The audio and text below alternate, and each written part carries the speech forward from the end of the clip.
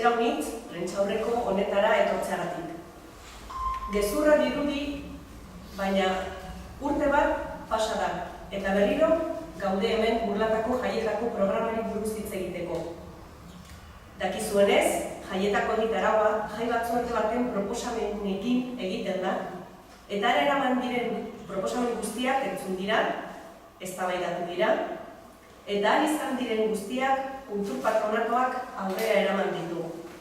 Beraz, esan daiteke oso programa irekia eta parte hartzailea dela. Aurten erakunde gehiago parte hartu dute programa egiterakoan, eta gure ustez hori oso positiboa da. Aldaketak eta ikuskizun ezberdinak planteatu dira jaiak hobetzeko asmoz.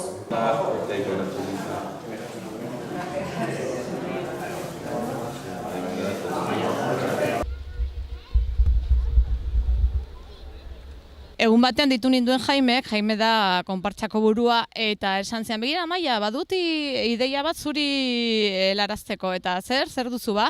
Eta esan zidan, begira, gustatuko litzaizuke txupinazoa botatzea, eta zain honez ez, inolaz ere.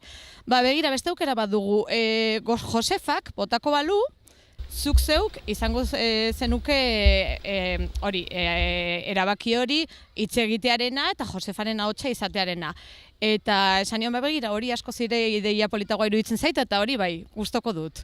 Eta aurrera egingo dugu, itxaron hitz egingo dudala txistulariekin, hitz egin nuen, primeran iruditu zitzaien, idagia, eta bentsa gaude. Postasun handia, azken finean, emakume bezala batetik, eta bestetik musikari bezala eta burlatar bezala guztiz pozik nago, zer esanik ez. Burlatan 37 urte, eta konpartsarekin, begira, hasi berritan hasi nintzen, orduan ere 37 Josefarekin, gutxiago, Josefa berria delako, 25 urte betetzen dituelako saurten, eta Josefarekin 25.